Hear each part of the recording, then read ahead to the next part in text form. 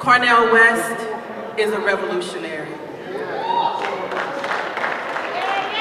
Over the past several weeks, you've seen him march through the streets of Harlem, protesting the biased, unlawful stop and frisk tactics used by police to intimidate and incarcerate young men of color. You saw him raise his voice in the national Occupy movements from East to West Coast. You saw him be arrested more than once, first on the streets, then on the steps of the Supreme Court, where he said the atrocities of Wall Street are synonymous with the atrocities of our injustice system. Dr. West not only talks the talk, but walks the walk of freedom, locking arms with the oppressed and disenfranchised, not standing above us from the distant enclosures of the ivory tower, but with us, shouting he is part of the 99%, calling for what has been broken to be made whole in this nation.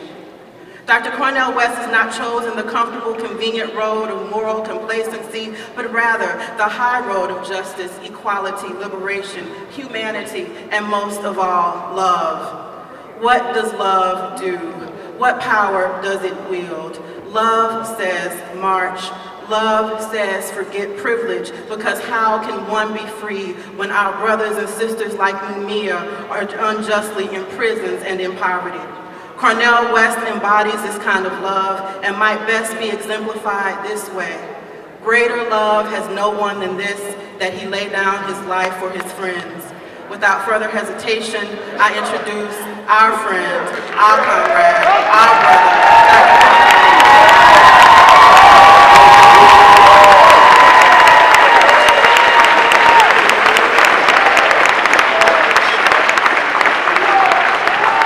What a blessing to be here, what an honor, what a privilege here in Philadelphia. What a night. And I've got to say there is a sweet spirit in this place. You've been here for 3 hours and you're still on fire. I want to salute my dear sister Tamika for those kind words, and I want to salute Sister Pamela Africa. I want to salute Ramona Africa. Both of them, give them a hand, give them a hand. We love them. Pam Africa, but what it on them, Ramona as well. And all of those who work together. You've been here a long time. I'm not going to go long. But I just want to say, I want the world to know that I love my dear brother Mumia Abu-Jamal. We're here because we love him. And it is a revolutionary love. I want everybody who can to take a look at this picture. Look in his eyes. Look in his face.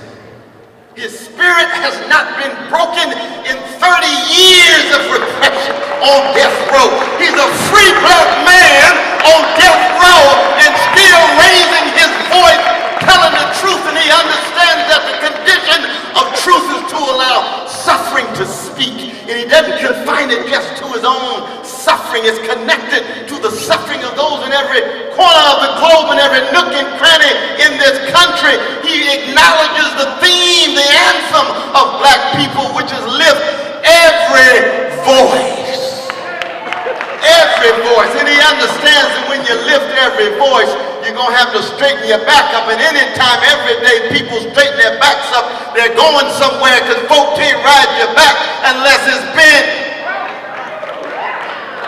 Or Sly Stan would say, Stan, you've been sitting much too long. There's a permanent crease in your right and wrong. Mumia Abu-Jamal, when you look in his eyes, you see his precious family. Give it up again for Sister Goldie. Where is she? Where is she? Where is she? Where is she? Where is she? There she is. There she is. We love you. Send the love to the family. Send our love to the family. It is not just because of our wonderful lawyer, Brother Michael said that he's legally non-guilty and factually innocent, but he also chooses to straighten his back up and tell the truth.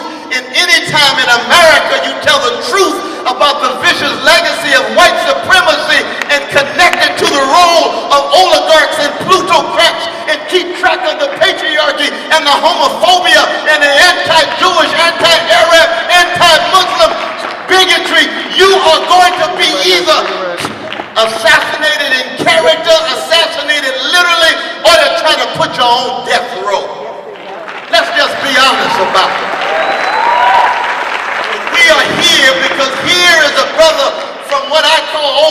I'm talking about Motown, Philly Sound, Stax, Luther Vandross, Aretha Franklin, Walter 103rd Street Rhythm Band, Ohio Players generation. That's my generation. Generation of the Love Train of the OJs and the Love Supreme of John Coltrane and Mississippi Goddamn of Nina Simone. That's part of his generation. That's our generation. He stood up. He's still standing up. And it's a rare thing because so many folk who come out of that generation, what have they done? They gave up. They sold out. They gave in. They couldn't take it. They became so well-adjusted to injustice and well-adapted to indifference that they no longer wanted to raise their voice so the younger generation could look out and say, oh my God, there's an example of revolutionary love and revolutionary courage and revolutionary joy. Mumia Abu-Jamal exemplifies that kind of fundamental commitment that has to do with a steadfast commitment to those friends phenomenal called the wretched of the earth, beginning with Sister Letitia on the corner, on the chocolate sides of town, on to the Latino side and the Asian side, on to the white side, on to our red brothers and sisters, right this very moment still living on reservations. A holistic perspective. And that's very rare these days. Our younger generation needs to see it. It's very rare these days. You ask young folk, who really loves you other than mama? Who really willing to live and die for you and tell the truth about your situation? Give you the strength and the courage. Deal with the history of niggerization. Oh, stop. Right. When you look closely in the eyes of Mumia Abu-Jamal, you see a black man who refused to be niggerized. Brother West, what do you mean by being niggerized? You're rendered so scared and afraid and intimidated. You really believe you're less beautiful, you're less moral, you're less intelligent. You walk around with your back humped over, you're laughing when it ain't funny, you're scratching when it don't itch, you're wearing the mask. All you want to do is just somehow gain access. You're terrorized, you're traumatized, and you're stigmatized. That's what it is to be niggerized. And you looking at a free black man that said, in the face of terror, I'm going to be a revolutionary lover who organizes and mobilizes and tells the people the truth. I'm going to have revolutionary courage, so when cowardly folk come along, they want to shake and shudder and tremble because they can't stand the fact that I got a backbone, and I'm going to have a revolutionary joy, not just about the fleeting pleasures of a market-driven capitalist society trying to get us to be so stimulated and titillated with clever gimmicks of weapons of mass distraction. No, this brother straightens his back up. And even on death row, he's still thinking about others. That's the connection between all freedom fighters of whatever country. It could be Martin King. It could be Miles Horton. It could be Cesar Chavez. It could be Huey Newton. You find joy in serving others. You find joy in highlighting their context. You find joy in taking a stand and telling the truth, and you're willing to live and die in doing that. That is so alien these days in our market-driven society, and that's the reason why the Occupy movement is such a beautiful thing, because they straighten their backs up. They are echoing what Mumia Abu-Jamal's been talking about for 30 years. For 30 years. And that's why we are here. I know it's getting late. All I got to say is let us keep this spirit. Keep the love. Keep the joy. And keep the courage. Be organized. Mobilize. Do something bigger than your own ego, connected to a vision that has to do with the children, has to do with the elderly, the orphan, the widow, the fatherless, the motherless, working people. This is a moment of profound democratic enlightenment and awareness, and we hope deep democratic revolution. This is the third moment in American history when it comes to revolution. The first was against monarchy.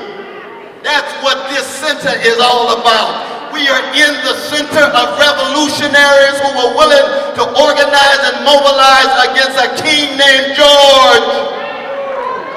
And then here come 1861 when they wrote a constitution in the 1770s and didn't even refer to the institution of U.S. slavery that took dignified Africans and tried to convince us that we had to deserve solely to be enslaved and exploited. The niggerization setting in, and you end up fighting a civil war not invoked in your constitution. Civil war was slavery not invoked in your constitution. Monarchy, slavery. We are at the beginning of the new revolutionary wave in America, and it's against oligarchy, it's against plutocracy, it's against Wall Street oligarchs full of corporate greed, tied to the military-industrial complex, tied to the prison-industrial complex, tied to the corporate media multiplex. And the question is, who's going to tell the truth?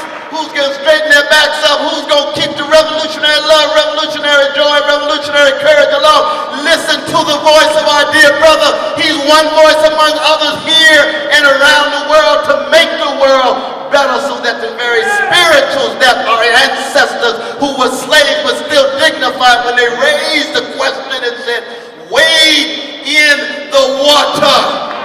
But the only way you're going to transform the world is wading in that water. You got to take a risk. You got to pay a cost. You got to learn that life is not just about the next pleasure. It's about a joy in serving others. We love you, Mumia. We shall forever highlight your life, your witness, and we will, in your struggle, will embody in the next generation the way Mortal Technique laid it out. Oh, that brother laid it out. Some of us been in this struggle now for 45 years. Over there. I ain't telling my age. Some of them 50, some 60. Hey, Very Barack, 60. Still on fire. What the hell going on? And I'm not talking about any particular ideology, religion, phenotype, or culture. We're talking about all human beings who have enough courage and joy and a sense of vision to make the world better against highly concentrated power.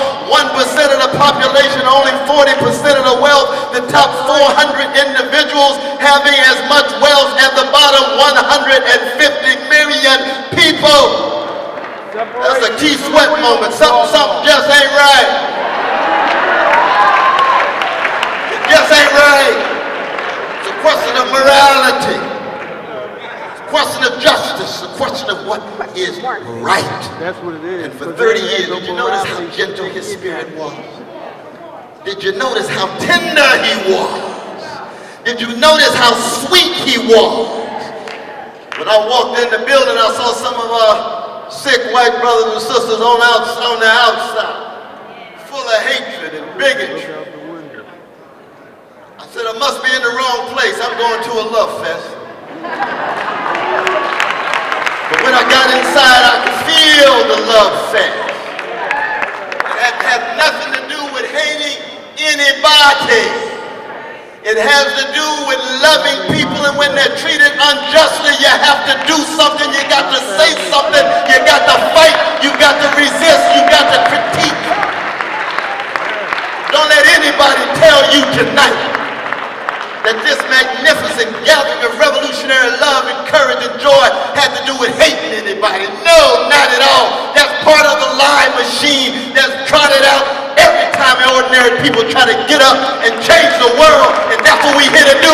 Let us forever struggle together, fight together, sacrifice together, criticize each other together, and leave a legacy for our young brothers and sisters. Stay strong.